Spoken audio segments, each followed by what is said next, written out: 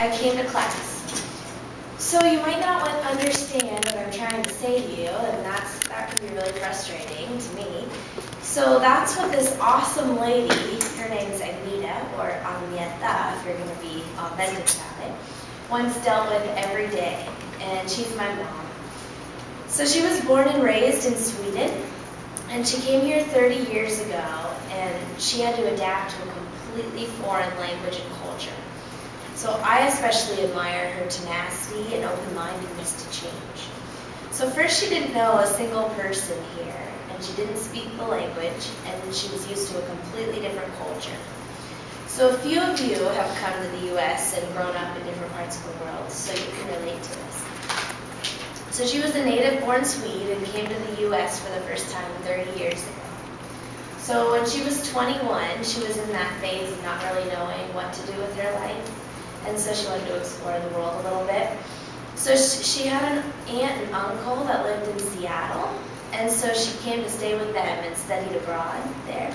So her uncle was the president of a college, and so she went to that college and she worked on her English, and she met my dad and got married and eventually had us. So she was 21 and began this crazy chapter of her life, learning a foreign language and staying with relatives that she didn't even know.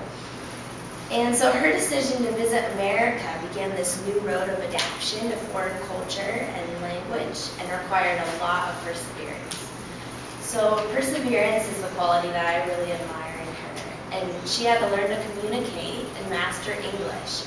And English was her worst subject in school.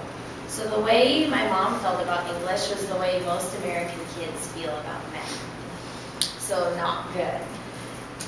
So in my opinion, perseverance is like stick-to-itness. Like you really need to stick to it and keep going, even when it's really hard. And the biggest problem she had with English was translating literally. So she would usually say, like, instead of asking what time it was, she would say, "How much is the clock?"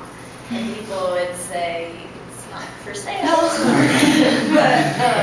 So she had problems with that. And then once she was planting flowers or a tree or something, and my dad came home from work and she was like, "Look, Tom, I have green fingers." And she meant to say I had a green thumb, but she had green fingers. So this insane new language, if any of you have learned English as a second language, you know how many exceptions and how horribly hard it is to learn, made her be tenacity personified to learn. So the second quality that I really admire in her is her open-mindedness, not only to a new language, but also to a really different culture. So she had to be open to new ideas and ways of life, in style, in education, in food. So one time she went to a gas station, and in Europe, I guess you tip people at gas stations. So she tipped the guy after she got her gas, and he thought she was hitting on him. She was getting her gas. So it's a completely different culture. And also, like, peanut butter is an American staple, right? We have peanut butter cookies, peanut butter sandwiches, peanut butter everything. Over there, that's so gross. It's horrible. It's like pickled herring to us, really. Okay, so those are just a few examples of many changes while adapting to a new culture. So to summarize, my mom is really inspirational to me because I want to study abroad myself and hopefully make my home in a foreign country. And I know I'll have to encounter the challenges that she overcame. So first, when she came to America at 21 to study abroad, she didn't know anyone, and it was a foreign country. And then she overcame mastering this new language, which was insanely difficult. And then finally, she learned to fit into a new culture that she wasn't used to. So if any of you are planning on studying abroad, you're going to have to deal with language and culture struggles too, like telling someone that you went up today instead of got up.